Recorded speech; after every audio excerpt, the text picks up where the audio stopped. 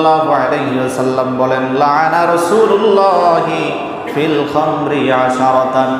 মাদকের ব্যাপারে রাসূলুল্লাহ বলেন 10 শ্রেণীর মানুষের উপর আল্লাহর গজব।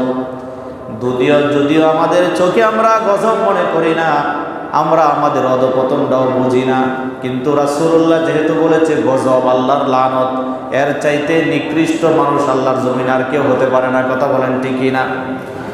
হাসরের কঠিন দিনে রাসূলুল্লাহর শাফাআত ছাড়া একজন উম্মত জান্নাত পাবে না। ওই নবী যদি লানত করে তাহলে কি সুপারিশ করবে? কথা বলেন করবে? রাসূলুল্লাহ সাল্লাল্লাহু আলাইহি ওয়াসাল্লাম বলেন 10 শ্রেণীর মানুষের উপরে মাদকের ব্যাপারে আল্লাহর গজব। 1 নাম্বার হচ্ছে মান শারিবা আসিরাহা, যে মানুষটা মদ তৈরি করলো, মাদক দ্রব্য তৈরি করলো, ওই মানুষটার উপরে আল্লাহর লানত করেন, নাউজুবিল্লাহ। একজন মানুষ যখন নেশা করে সে তখন নিজেকেও চিনে না, নিজের মা কেউ চিনে না, বাবা কেউ চিনে না, আত্মীয় স্বজন কেউ চিনে না, পাড়া প্রতিবেশী কাউকে চিনে না। মাদক খায়া নেশাগ্রস্ত হয়ে সে নিজেকে অনেক মহাপুরুষ দাবি করে। কথা বলেন ঠিক কিনা? বলে বুঝে তার চাইতে ভালো বুঝনেওয়ালা মনে হয় জমিনে আর কেউ নাই, সে একাই সব বুঝে গেছে। কথা বলেন ঠিক কিনা? রাসূলুল্লাহ সাল্লাল্লাহু আলাইহি ওয়াসাল্লাম বলেন, লা তাশরাবিল খামরা ফাইন্নাহা মিফতাহু কুল্লি শাই। আল্লাহর হাবিব সাল্লাল্লাহু আলাইহি ওয়াসাল্লাম বলেন, উম্মতেরা মাদক পান করবা না, মাদক দ্রব্যের ধারে কাছেও যাইবা না, কারণ হচ্ছে মাদক হচ্ছে প্রত্যেকটা অন্যায়ের মূল। পড়েন নাউজুবিল্লাহ। অন্য আর এক বর্ণনায় আসছে আল্লাহর হাবিব সাল্লাল্লাহু আলাইহি ওয়াসাল্লাম বলছেন, কুল্লু মুসকিরিন খামরুন ওয়া কুল্লু মুসকিরিন হারামুন।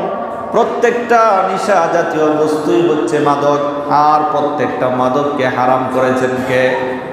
সবাই বলেন, কে হারাম করেছে? রাসূলুল্লাহর এক বর্ণনায় বলেছেন, আমরা হচ্ছি মুসলমান জাতি, আমাদের মরণের পরে হিসাব নিকাশ আছে, আল্লাহর সামনে দাঁড়াতে হবে। যার ঈমান আছে তার হিসাবও আছে, যার ঈমান নাই তার কোনো হিসাব নাই, বিনা হিসাবে জাহান্নামে চলে যাবে। কথা বলেন ঠিক কিনা? যেই মানুষটা কালিমা পড়েছে, যেই মানুষটা কালিমার ছায়াতলে আসছে, ওই মানুষটার হিসাব আছে।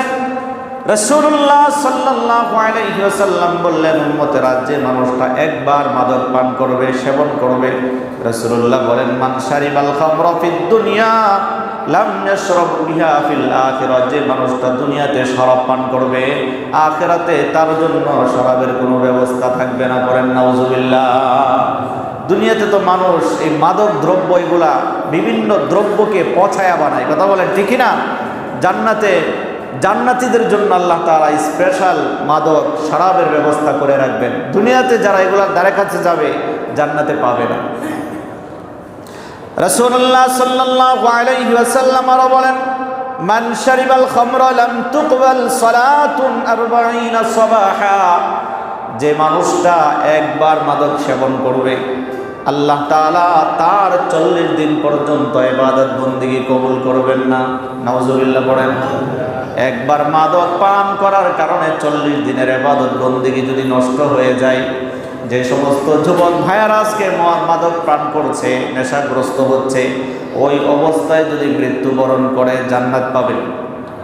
হ্যাঁ, রাসূলুল্লাহ সাল্লাল্লাহু আলাইহি ওয়াসাল্লাম বললেন 40 দিন পর্যন্ত ইবাদত কবুল হবে না। ওই 40 দিনের ভিতরে যদি আপনি মারা যান, তাহলে বুঝবেন আপনি ঈমান হারা হয়ে দুনিয়া থেকে বিদায় নিচ্ছেন। আর ঈমান হারা হয়ে যদি বিদায় জানেন, রাসূলুল্লাহ সাল্লাল্লাহু আলাইহি ওয়াসাল্লাম বলেন তার ঠিকানা হলো জাহান্নাম। আর এক হাদিসের মধ্যে রাসূলুল্লাহ বলেন, যে মানুষ চুরি করে, চুরি করার সময় মানুষের ঈমান থাকে না। যেই মানুষটা জিনা করে, জিনা করার সময় ঈমান থাকে না। যেই মানুষটা মাদক সেবন করে, ওই সময় তার কাছে ঈমান থাকে না। যদি ঈমান হারা অবস্থায় দুনিয়া থেকে বিদায় নেয়, তাহলে তার কোনো হিসাব নিকাশের দরকার নাই। হিসাব নিকাশ ছাড়াই তার ঠিকানা হয়ে যাবে আল্লাহর জাহান্নামে। পড়েন নাউজুবিল্লাহ। রাসূলুল্লাহ সাল্লাল্লাহু আলাইহি ওয়াসাল্লাম তিরমিজির বর্ণনায় বলছেন, যারা মাদক সেবন করে তাদের উপরে আল্লাহর লানত, আল্লাহর গজব। রাসূলুল্লাহ যদি কারো উপরে লানত করে, আল্লাহ যদি কারো উপরে লানত করে, এর চাইতে বড় নিকৃষ্ট হওয়ার আর কিছু দরকার নাই। কথা বলেন ঠিক কিনা? রাসূলুল্লাহ সাল্লাল্লাহু যেহেতু বলেছে গজব, আল্লাহর লানত, এর চাইতে নিকৃষ্ট মানুষ আল্লাহর জমিনে আর কেউ হতে পারে না। কথা বলেন ঠিক কিনা? হাসরের কঠিন দিনে রাসূলুল্লাহর শাফাআত ছাড়া একজন উম্মত জান্নাত পাবে না।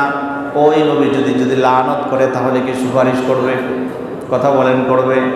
রাসূলুল্লাহ সাল্লাল্লাহু আলাইহি ওয়াসাল্লাম বলেন 10 শ্রেণীর মানুষের উপরে মাদকের ব্যাপারে আল্লাহর গজব। এক নাম্বার হচ্ছে মান শারিবা আসিরাহা, যে মানুষটা মদ তৈরি করলো, মাদক দ্রব্য তৈরি করলো, ওই মানুষটার উপরে আল্লাহর লানত করেন, নাউজুবিল্লাহ। 2 নম্বরে রাসূলুল্লাহ বলেছেন ওয়াল মুতাসিরাহা, যেই মানুষটা মাদক দ্রব্যকে একত্রিত করে দিল, ঢেলে দিল, ওই মানুষটার উপরে আল্লাহর লানত। ওয়াশারিবাহা, যে মানুষটা মাদক দ্রব্য সেবন করলো তার উপরে আল্লাহর গজব। ওয়াহামিলাহা, অন্য জায়গা থেকে আইনা বিক্রি যে ব্যক্তি বহন করে নিয়ে আসে তার উপরে আল্লাহর গজব। ওয়াল মাহমুলাতা লাহা, যার জন্য আনা হলো তার উপরে আল্লাহর গজব। ওয়াসাকিয়াহা, যে মানুষটা মাদক পান করাইলো, সেবন করাইলো, তার উপরে আল্লাহর লানত। ওয়াবায়াহা, যে বিক্রি করলো তার উপরে আল্লাহর লানত। বলেন তো দেখি, মাদকের সাথে যারা সম্পৃক্ত হবে আল্লাহর এই গজব থেকে বাঁচার কোনো উপায় আছে নাকি? বলবেন হুজুর, কত মানুষ দেখলাম মাদক বিক্রি করলো, জীবনে কত মানুষ দেখলাম মাদক সেবন করলো, তারা তো আমাদের চাইতে ভালো আছে না? ভালো থাকার প্রশ্নই আসে না। মানুষ বহুতভাবে ক্ষতিগ্রস্ত হয়। একজন মানুষের কাছে সবচেয়ে দামি বস্তু হলো তার ঈমান। মরণের সময় যদি মানুষটা ঈমান নিয়ে যেতে না পারে, তার চাইতে ক্ষতিগ্রস্ত, তার চাইতে হেয় প্রতিপন্ন আর কেউ হবে না। মরণের পরে 2 ভাগে মানুষগুলাকে বিভক্ত করা হবে। যাদের ঈমান আছে তাদের কাছ থেকে হিসাব নেওয়া হবে। যদি ধরা খাওয়া যায়, সাময়িক সময় জাহান্নামের মধ্যে জ্বলবে, এরপরে আল্লাহ মুক্তি দিয়ে আবার জান্নাত দিবে। যদি ঈমান হারা অবস্থায় দুনিয়া থেকে বিদায় নেয়, তার কাছ থেকে কোনো হিসাব চাওয়া হবে না, তারে সোজা আল্লাহর জাহান্নামের মধ্যে নিক্ষেপ করা হবে, কোনোদিন আর ফিরে আনা হবে না। নাউজুবিল্লাহ পড়েন। এই জন্য কে সফল আর কে ব্যর্থ আল্লাহ তাআলা কোরআনের মধ্যে মাপকাঠি দিয়েছেন। যে মানুষটা নিজেকে ভালো রাখতে পারলো, নিজেকে বাঁচাতে পারলো, যেই মানুষটা অন্যায় থেকে নিজে বেঁচে জান্নাতের অধিবাসী হতে পেরেছে, ওই মানুষটাই সফল। আর যেই মানুষটা দুনিয়ার মানুষ সবাই তারে ভালো বললো, কিন্তু নিজেকে জাহান্নাম থেকে বাঁচাতে পারলো না, পরকালে জাহান্নামী হয়ে গেল, তার মতো ব্যর্থ আল্লাহর জমিনে আর কেউ হতে পারে না। করেন নাউজুবিল্লাহ। এই জন্য সচেতন হওয়া দরকার আছে না নাই? মাদক নির্মূল হওয়ার কিছু কৌশল কুরআন ও সুন্নাহর মধ্যে রাসূল উল্লেখ করেছেন।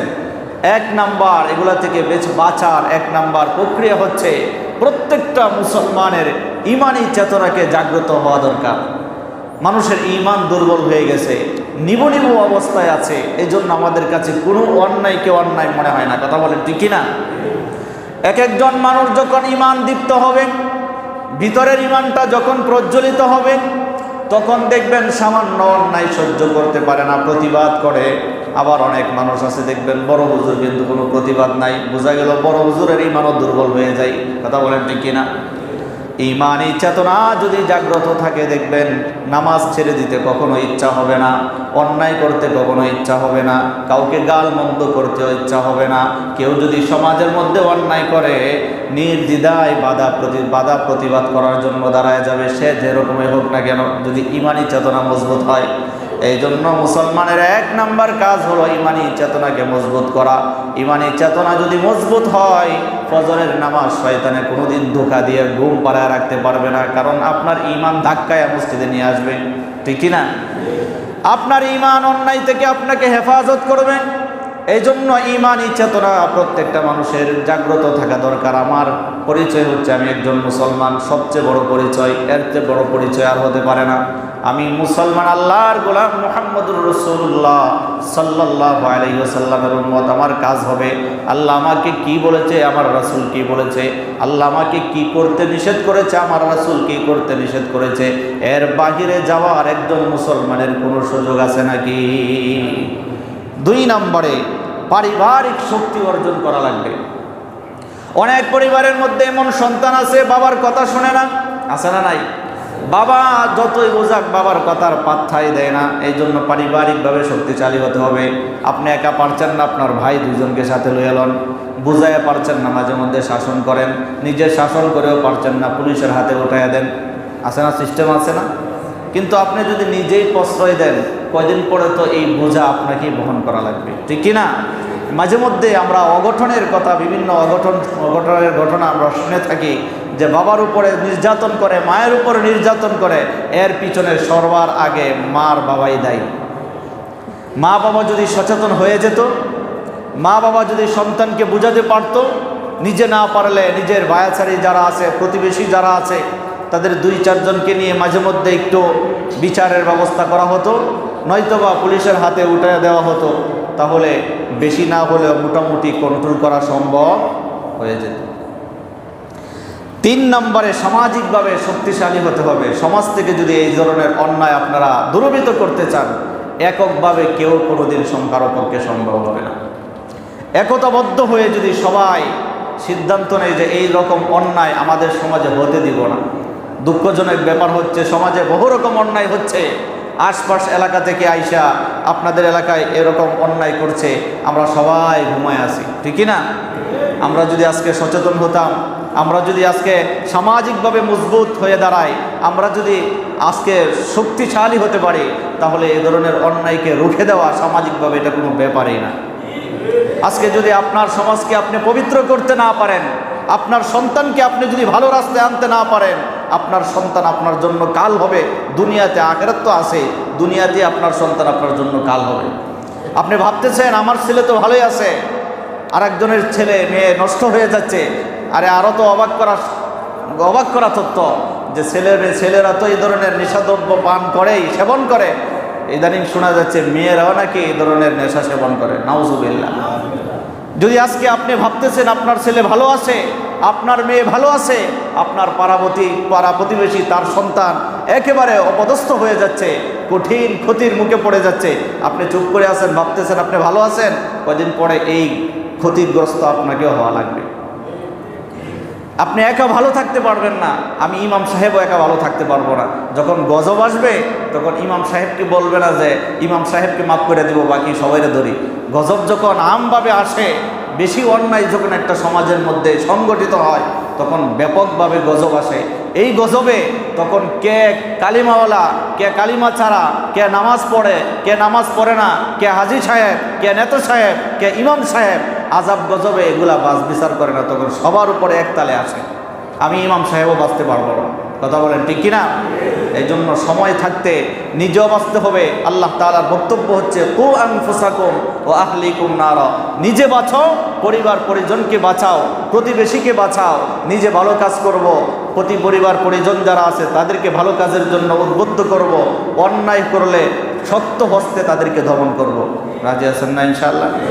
এই যে এত অন্যায় হচ্ছে, তার জন্য, অন্যায়ের জন্য আমাদের প্রতিবাদ বলতেই নাই। প্রতিবাদী যে একটা কণ্ঠ, একটা আওয়াজ, এটা কেমন যেন আমরা ভুলে গেছি। সবাই যদি একবার গর্জে উঠে, এই অন্যায় করার দুঃসাহস কেউ পাবে?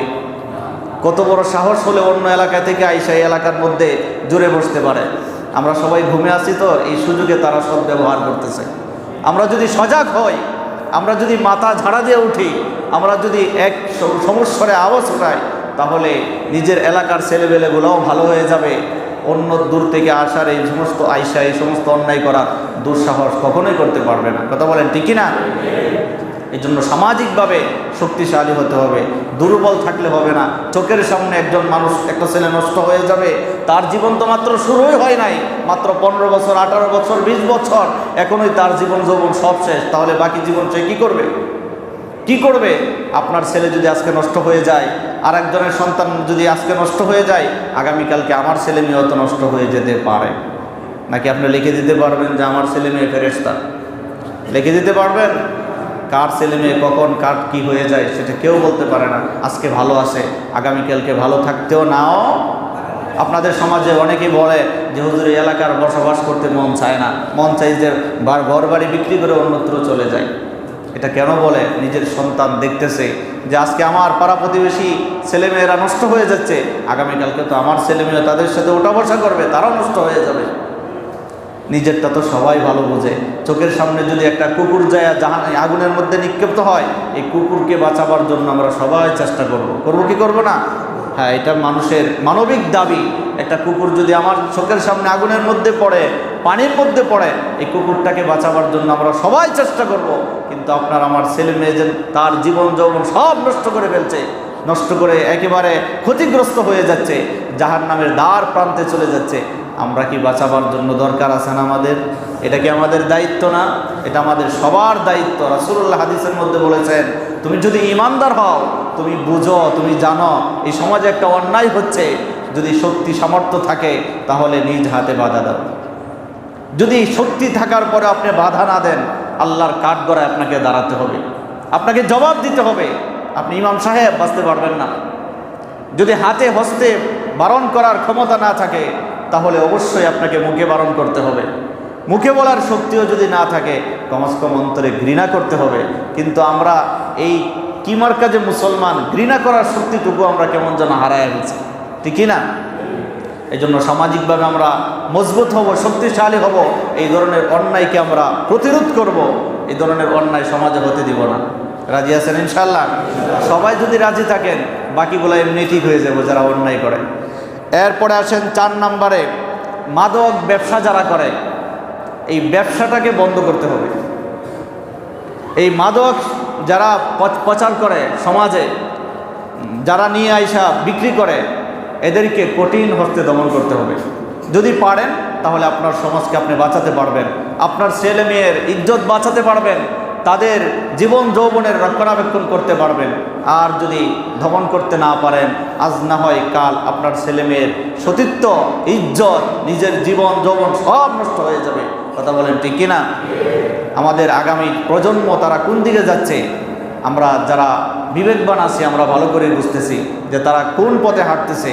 যদি দেখেও না দেখার ভান করেন, দুনিয়ার কেউর কারো কাছে হিসাব দিতে না হলেও আল্লাহ তাআলার কাছে ঠিকই হিসাব দেওয়া লাগবে। আমি এই জন্য বলছি, আমারও তো দায়িত্ব আছে, আমার কানেও বিভিন্ন কথা আসে মাঝে মধ্যে। এই জন্য বলছি, আমরা নিজেরাও ভালো হওয়ার দরকার, সমাজটাকেও সুন্দর করা দরকার। যারা অন্যায় করে তাদেরকে কঠিন হস্তে প্রতিবাদ করা দরকার। এই ধরনের অন্যায় যেন আমাদের এই সমাজে করতে না পারে। দেখা যায় অনেক সমাজের মধ্যে কঠিন হস্তে বাধা দেওয়ার কারণে ওই সমাজে এরকম অন্যায় করতে পারে না। আমরা বাধা দেই না বলে আমাদের সমাজে সুযোগ পাই। কথা বলেন ঠিক কিনা? আজকে থেকে সোচ্চার হব, আজকে থেকে এই সমাজে যেন এই ধরনের কর্মকাণ্ড কেউ করতে না পারে, সে যেই হোক। সবাই যদি একসাথে প্রতিবাদ করি, তাহলে সবাইকে হারানোর ক্ষমতা একজনের কখনোই হবে না। কথা বলেন ঠিক কিনা? আর যদি মনে করেন যে এটা আমার দায়িত্ব না, আমি বেঁচে গেলাম, অমুকে করতেছে, করুক যায়া, হ্যাঁ বিপদে পড়বে, তাহলে কোনো দিন অন্যায় সমাজ থেকে দূরীভূত করা সম্ভব হবে না। আল্লাহ রাব্বুল আলামিন এই জন্যই বলেছেন, ওয়াতাসিমু বিহাবলিল্লাহ, তোমরা এক রাজ্যকে আঁকড়ে ধরো। হাদিসের মধ্যে রাসূলুল্লাহ বলেছেন, সমস্ত মুসলমানেরা হচ্ছে একটা দেহের মতো, সবাই যখন একসাথে থাকবে তখন তার শক্তি থাকবে আলাদা। যখন মানুষ মুসলমানদের মধ্যে ভাগ ভাগ হয়ে যাবে, তখন তার শক্তি অটোমেটিকলি কমে যাবে। তখন একটা হক কথা বলতে চাইলেও বলতে পারবে না, একটা অন্যায় বারণ করতে চাইলেও করতে পারবে না। কথা বলে ঠিক না? এই জন্য আমরা কে কোন দল করলাম এটা দেখার দরকার নেই, আমরা তো মুসলমান এখানে যারা আছি। কথা বলেন ঠিক না? আর মাদককে এটা কোনো মানুষ হারাম করেন নাই, স্বয়ং আল্লাহ তাআলা স্পষ্টভাবে হারাম করেছেন যে ইন্নামাল খামরু ওয়াল মাইসিরু ওয়াল আনসাবু ওয়াল আজলামু রিজসুম মিন আমালিশ শাইতান। এটা হলো একেবারে নাপাক, এর চেয়ে আর গান্দিগির কিছুই হতে পারে না। রাসূল আল্লাহ রাব্বুল আলামিন বলছেন এগুলো হচ্ছে শয়তানের কাজ। আল্লাহ তাআলা সুস্পষ্টভাবে এগুলোকে হারাম করেছেন। এগুলোকে যারা হালাল মনে করবে তারা ইসলাম থেকে বের হয়ে যাবে। এই হালাল হারাম কোনো বস্তুকে হালাল করার অধিকার আল্লাহ তাআলা কাউকে দেন নাই, স্বয়ং রাসূলুল্লাহকে আল্লাহ তাআলা দেন নাই। আল্লাহ তাআলা যেটাকে সুস্পষ্ট হারাম করে দিয়েছেন, কিয়ামত পর্যন্ত এটা হারাম হারাম হারাম, এটা হালাল বলার কোনো সুযোগ নাই। আপনি যদি এটাকে স্বাভাবিক খামখেয়ালি মনে করেন, তাহলে আপনার ঈমান ক্ষতিগ্রস্ত হবে, আপনি আমলের দিক দিয়ে ক্ষতিগ্রস্ত হবেন, আল্লাহ তাআলার কাঠগড়ায় আপনাকে জবাব দিতে হবে। এই জন্য আমরা সবাই আসেন সমাজটাকে সুন্দর করি, এই ধরনের কর্মকাণ্ড যেন না হয়। সেই কি ব্যবস্থা নেওয়া যায়, সামাজিক যারা দায়িত্বে আছেন তাদেরকে উদারত আহ্বান করব, আপনারা যেন এমন একটা পথ বের করেন যেন এই সমাজের মধ্যে এরপর থেকে আর অন্যায়, এই ধরনের অন্যায় সংগঠিত না হয়। আমাদের ছেলে মেয়েদেরকে তো বাঁচানো দরকার। আমরা বুঝি এগুলা থেকে দূরে থাকি, ছেলে মেয়েরা বুঝে না, তারা আবেগের প্রবচনায় পড়ে তারা অনেক রকম অন্যায় করে ফেলে। অন্যায়ের দরজাগুলো যদি আমরা খুলে দেই, তারা কোনোদিন ভালো হতে পারবে না, দিন যাবে, তাদের অধপতন হতেই থাকবে। এই জন্য তাদের ভবিষ্যৎটা যেন সুন্দর হয়। ছেলেমেয়ে যারা লেখাপড়া করছে না, তাদেরকে লেখাপড়ার জন্য উদ্বুদ্ধ করে, যারা উল্টো পথে চলে তাদেরকে বুঝায়, মাঝে মধ্যে শাসন করে, প্রয়োজন হলে পুলিশের হাতে উঠায় দেয়, তারপরেও যেন ছেলেটা ভালো হয়। কথা বলেন ঠিক কিনা? আল্লাহ তাআলা আমাদের সবাইকে আমল করার তৌফিক দান করুন। নিজে বাঁচা এবং পরিবার পরিজনকে যেন আল্লাহ তাআলা আমাদেরকে দূরে রাখতে পারে, আল্লাহ তাআলা সেই তৌফিক দান করেন। বলেন আমিন। ওয়া আখির দাওয়ানা আনিল হামদুলিল্লাহ।